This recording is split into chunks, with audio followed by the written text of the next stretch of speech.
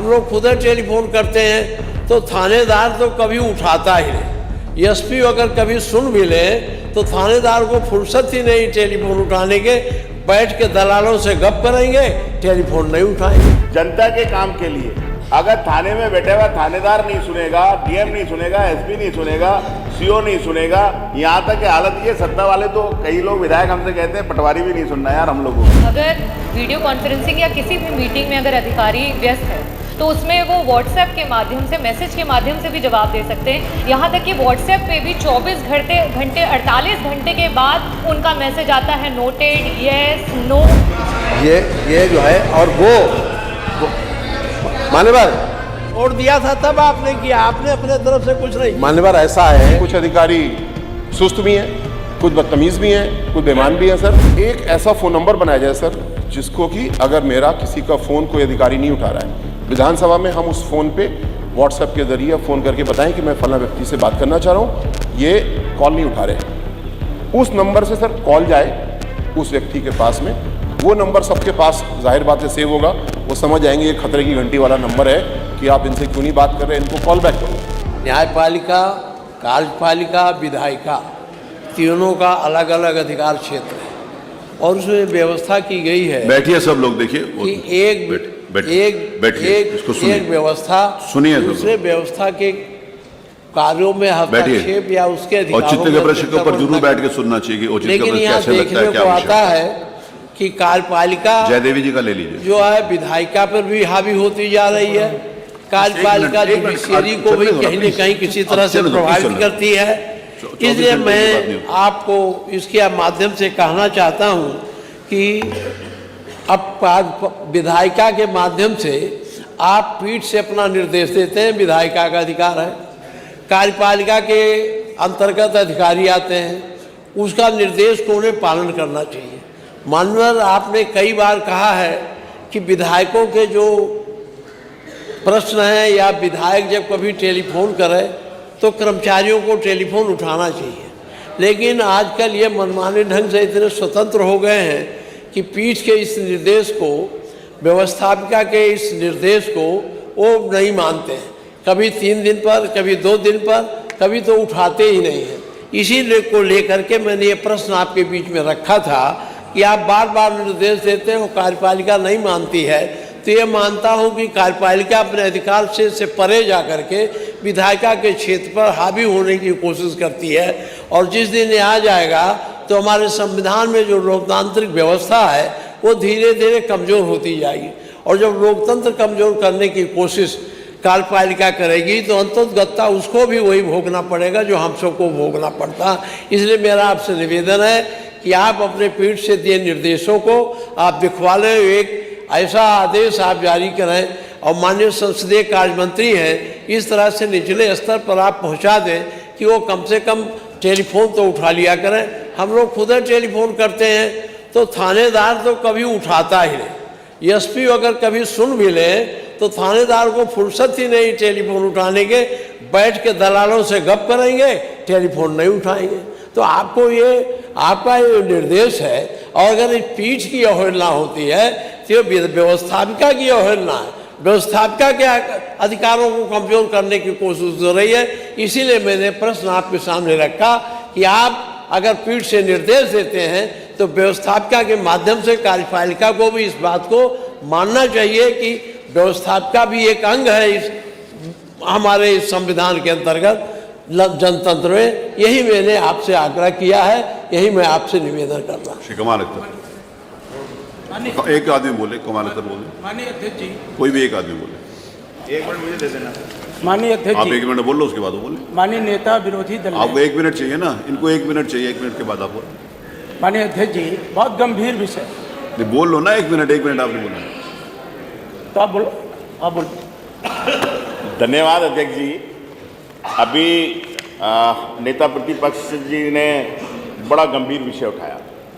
Sir आपके पीठ से जो निर्देश आते हैं वो तो सर्वोपरि हैं।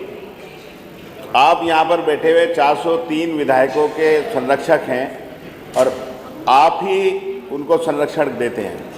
लेकिन सर स्थिति ये है पूरे उत्तर प्रदेश के अंदर, हम तो विपक्ष वाले हैं एक बार इसलिए भी तसल्ली कर लेते हैं कि हो सकता है कि हम लोग सत्ता में नहीं हैं, इसलिए अधिकारी हमारा फ़ोन नहीं उठा रहा है, ये अधिकारी हमारी बात नहीं सुन रहे। लेकिन अध्यक्ष जी, हालत ये है कि सत्ता पक्ष के मंत्रियों को थाने में धरने में बैठना पड़ रहा है, सत्ता पक्ष के विधायकों को धरने में बैठना पड़ रहा है। बैठी हैं हमारी मंत्री जी, कानपुर की हैं, आप पूछो बेचारी धरने के अंदर वहाँ पे बैठी नहीं बैठी। विधायक जी हैं, वो धरने के ऊपर बैठे नहीं बैठे। कई मंत्री हैं सर, और बहुत सारे, मैं नहीं कह रहा हूँ सर, अगर विधायकों से आप सत्ता से अलग हटा के और अलग में बात करके अगर पूछोगे तो 99% इस सदन के अंदर बैठे हुए एक एक विधायक की ये तकलीफ है, उसकी एक पीड़ा है, उसका एक तकलीफ ये है कि जो उसके अधिकार हैं, अधिकारी उन अधिकारों को भी मानने के लिए, उसे सुनने के लिए तैयार नहीं है। तो सर, आपने इस देश के अंदर उत्तर प्रदेश की विधानसभा को एकदम ऊपर उठाकर जो इसका वो बनाया है, इमेज बनाई है सर, आपने जो इतने अच्छे चीज़ें यहाँ इम्प्लीमेंट की हैं सर, तो मैं इतना ज़रूर चाहूँगा सर, जब आपने इस उत्तर प्रदेश विधानसभा का इतना अच्छा इमेज बना दी है, तो यहाँ से जो पीठ से निर्देश जाएं, जो विधायकों के अधिकार हैं, चाहे वो सत्ता पक्ष के हों, हमारे हों, तो कम से कम कार्यपालिका के में बैठे हुए जो नौकर हैं, नौकरशाही जो हावी हो रही है आज, उस पर भी सर लगाम लगाने का काम करेंगे। तो निश्चित तौर पर हम कोई अपना निजी काम नहीं करते सर, हम जो भी अधिकारी से बात करते हैं, सत्ता पक्ष के लोग करें या हम करें, वो करते हैं जनता के काम के लिए। अगर थाने में बैठा हुआ थानेदार नहीं सुनेगा, डीएम नहीं सुनेगा, एसपी नहीं सुनेगा, सीओ नहीं सुनेगा, यहाँ तक कि हालत ये, सत्ता वाले तो कई लोग विधायक हमसे कहते हैं पटवारी भी नहीं सुनना यार हम लोगों को। तो सर, इस पर भी आप अंकुश लगाने का काम करेंगे तो निश्चित तौर पर विधायिका के साथ ये न्याय हो जाएगा। डॉक्टर संग्राम सिर्फ रायता पर ही बोलिए, पॉलिटिकल नहीं। माननीय अध्यक्ष जी, आज आपके समझ माननीय नेता विरोधी दल ने और जो माननीय कमाल अख्तर साहब ने जो बातें रखी हैं, ये पूरे सदन से संबंधित है, विधायिका की सर्वोच्चता से जुड़ा हुआ प्रश्न है माननीय। जैसा कि विदित है, हमारे देश ने लोकतंत्र को स्वीकार किया और लोकतंत्र की क्या परिभाषा है मानवर, हम सब विभिन्न विचारों से चुन करके आते हैं, लेकिन आपकी समझ जो उत्तर प्रदेश के सवाल होते हैं, जनता के सवाल होते हैं मानवर, आपके पीठ के समझ रख करके सरकार से समुचित उत्तर भी चाहते हैं और प्रयास करते हैं कि कैसे जनता को राहत पहुंचाई जाए। मानवर, इन सब कार्यों के लिए अगर हम सब प्रयास करते हैं कि अधिकारियों से मिलकर के बात रखी जाए, तो जब अधिकारियों के पास फ़ोन किया जाता है मानवर, तो फैशन बन चुका है, या तो अपने गनर को पकड़ा देते हैं फ़ोन, या कोई अपने पीआरओ बना के उनको पकड़ा देते हैं मानवर, और वो अमूमन एक ही बात बोलते हैं, चाहे इधर के लोग हों चाहे उधर के लोग हों मानवर, कि मीटिंग में है किसी भी, या आजकल मानवर एक वीडियो कॉन्फ्रेंसिंग है, जब बात करिए तो 1 घंटे बाद 2 घंटे मानवर, आपकी पीठ ने एक बार नहीं कई मरतबे कहा कि अगर वो वीडियो कॉन्फ्रेंसिंग में है या कोई शासन या खुद की मीटिंग में है मानवर, अगर हमने कोई सूचना दिया है वो कॉल बैक के माध्यम से मानवर, या हमें इन्फॉर्म कर दें कि आपकी 1 घंटे बाद बात हो जाएगी मानवर। जनता सीधे हम सब के आवासों पे आती है इस उम्मीद के साथ, इनकी पुलिस कप्तान से बात हो जाएगी, डीआईजी से बात हो जाएगी, कमिश्नर से मानवर, उच्च अधिकारियों को तो नहीं, जो जिलों में हम लोग काम करते हैं मानवर, अक्सर मैंने मानवर सत्ता पक्ष के लोगों से भी ये सुनते हुए नजर आया है, जब कभी कभी ऐसी दिक्कत आती है कि आदमी को फौरी राहत पहुंचाई जाए, तो हम सब मानवर संपर्क करते हैं सत्ता पक्ष के लोगों से भी कि आप हमारी बात को प्रभावी तरीके से रख दें। तो सत्ता पक्ष के लोग भी मानवर यही बात बोलते हैं कि हमारी बात और हमारे फ़ोन नहीं उठाए जा रहे मानवर। एक तो ये है, आपने इस पर व्यवस्था दी है, इसको कड़ाई से पालन करा दे मानवर। और दूसरी मानवर, आपने कहा था कि विकास कार्यों पर क्षेत्रीय जनप्रतिनिधि का भी नाम होगा, चाहे वो जिला पंचायत के काम हो, ब्लॉक के हो, नगर पालिकाओं को हो, मंडी परिषद को, या विभिन्न मानवर, उसका भी पालन नहीं किया जा रहा, एकदम पालन। और मानवर, आप कहते हैं कि आप सामूहिक विवाह में जाइए, मुख्यमंत्री सामूहिक विवाह में क्षेत्रीय विधायक जाएं, आप कहते हैं कि जो रोजगार मेले लगते हैं उसमें जाएं, दिव्यांग जन को जो उपकरण वितरित होता है उसमें विधायक जाएं मानवर। मैं बड़ी जिम्मेदारी के साथ आपकी बात कहना चाहता हूं, हमारे आजमगढ़ जनपद में जितना भी इस तरह से कार्यक्रम होता है, प्रॉपर हमें इन्विटेशन नहीं मिलता है। यहाँ तक कि आजमगढ़ महोत्सव हुआ मानवर, सबकी सहमति से, उसमें भी नहीं इनविटेशन मिला। और मानवर एक आपके समक्ष है, मैं एक इस विषय को लाने का मकसद यही था मानवर कि सब लोग बहुत उम्मीद रखे हैं आपकी पीठ से मानवर। और मैंने एक बार नहीं कई बार मानवर कहा कि आप लोकतंत्र की जो व्यवस्था है, आप मुख्य न्यायमूर्ति की पीठ पर बैठे हैं मानवर। कई बार इलाहाबाद के हाई कोर्ट के निर्णय को भी पलटने दर पलटने का प्रयास कार्यपालिका हमेशा करती आई मानवर। इसलिए मानवर आपसे उम्मीद और विश्वास है कि जो समय समय पर आपने प्रोटोकॉल निर्धारित किया है उसका मानवर कड़ाई से पालन कर दें। और यदि कोई अधिकारी इसमें शिथिलता बरता है मानवर, तो नजीर के तौर पर मानवर इतनी प्रभावी पैरवी कर दे कि कोई साहस न कर पाए आपकी पीठ के अवहेलना करने का मानवर। ये मैं मानवर जो बात रखने का मेरा मकसद यही था कि लोकतंत्र कैसे मजबूत हो, आम जन की आवाज कैसे मजबूत हो। मैं मानवर आपका पूरा का पूरा संरक्षण चाहता हूं और आपकी पीठ से उम्मीद करता हूं कि ऐसा निर्देश जाएगा जो नजीर बनेगा, उसी तरह का नजीर बनेगा मानवर। जैसे उत्तर प्रदेश की विधानसभा, बैठिए, हो गया ना, एक मिनट, उत्तर प्रदेश की विधानसभा, बैठिए, हो गया, आपको काफी टाइम दे दिया जी, बताइए विषय पर। बस ये अपनी बात को इसमें जोड़ना चाहूँगी कि अगर वीडियो कॉन्फ्रेंसिंग या किसी भी मीटिंग में अगर अधिकारी व्यस्त है तो उसमें वो व्हाट्सएप के माध्यम से, मैसेज के माध्यम से भी जवाब दे सकते हैं। यहाँ तक कि व्हाट्सएप पे भी 24 घंटे 48 घंटे के बाद उनका मैसेज आता है नोटेड, येस, नो। तो अध्यक्ष जी इसको भी जो है गंभीरता से इसमें जोड़ दिया जाए तो सही रहेगा। मैंने माननीय नेता प्रतिपक्ष को सुना, श्री कमाल अख्तर को सुना। एक मिनट माननीय मंत्री जी, इसमें मैंने श्री संग्राम सिंह यादव जी को भी सुना। मैं इसके ऊपर व्यवस्था पूरा निर्धारित करूंगा, पूरी जानकारी करके सब माननीय संसदीय कार्य मंत्री से बात करके, उसके बाद फिर मैं समय पे मैं उसको व्यवस्था भी रिजर्व करता हूं। इसके ऊपर इसको मैं व्यवस्था रिजर्व करता हूं। मैं उसके बाद बताइए माननीय अध्यक्ष जी। हाँ, अब हो गया, मैंने बोला अब हो गया, अलग अलग विषय नहीं सुना है। माननीय अध्यक्ष जी एक मिनट, मंत्री जी खड़े हैं, कुछ बताना चाह रहे हैं। एक मिनट माननीय मंत्री, आप मंत्री जी के बाद आप बताइए। माननीय सरकार की तरफ असीम अरुण जी, श्री असीम अरुण जी, आप मंत्री जी बोल रहे हैं, उसके बाद एक मिनट मंत्री जी, माननीय संसदीय कार्य, एक श्री असीम अरुण जी खड़े हैं मंत्री जी, अगर आप अनुमति दें तो एक मिनट मेरी बात पूरी हो जाए। आपके बाद माननीय मंत्री जी, आपके बाद बैठिए। माननीय अध्यक्ष जी,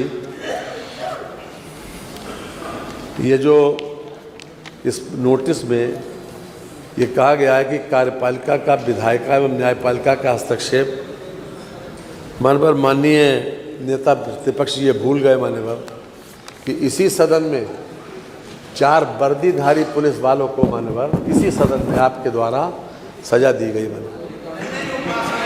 ये जो है, और वो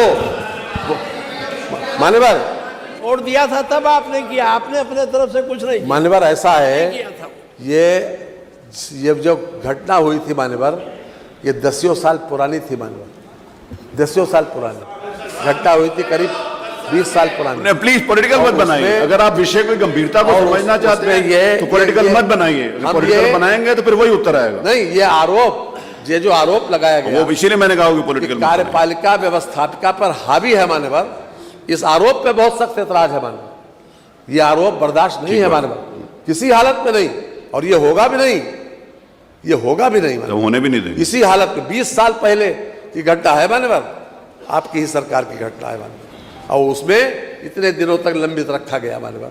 लेकिन उसके बाद जब पीठ पर आप बैठे मानवर, तो 4 पुलिस वालों को बाकायदा वो चीज दिखाई गई जिसे बरसों तक लोग खोजते थे, देख नहीं पाते थे, वो दिखा दिया गया।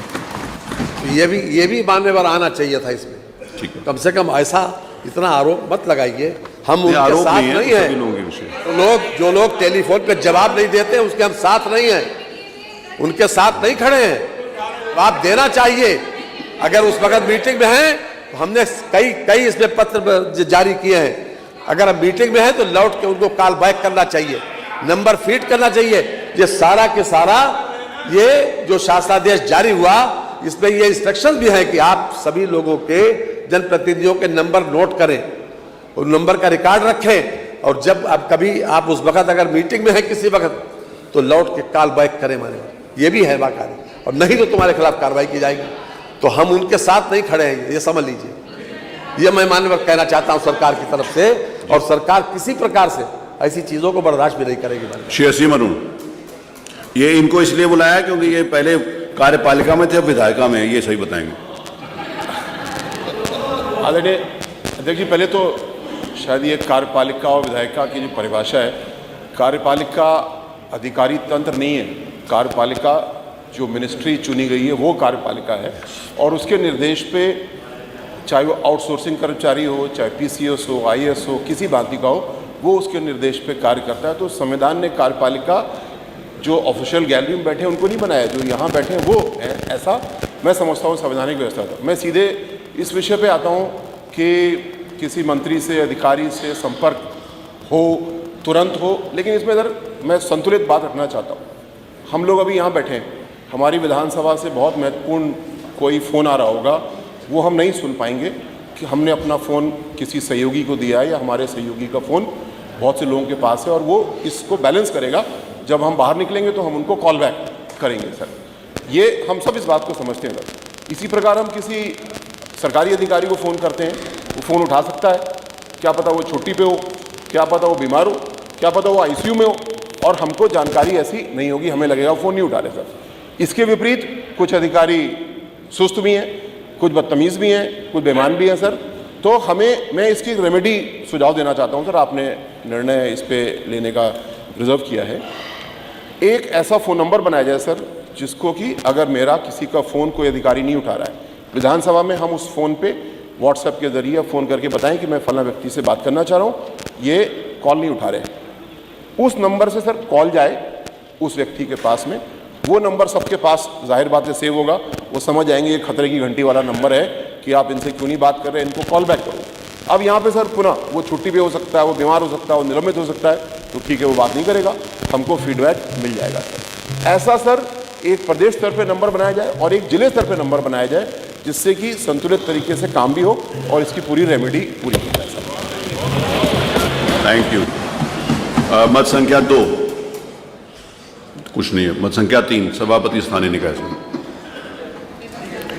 व्यवस्था रिजर्व करिए। मैं सभापति प्रदेश के स्थानीय निकायों के लेखा परीक्षा प्रतिवेदनों की जांच संबंधी समिति उत्तर प्रदेश की 18वीं विधानसभा कि प्रदेश के स्थानीय निकायों के लेखा परीक्षा प्रतिवेदनों की जांच संबंधी समिति 2025-26 का 7वां प्रतिवेदन जो वर्ष 2009-10 व 2020-21 के लिए प्रतिवेदन में उल्लिखित अल्पसंख्यक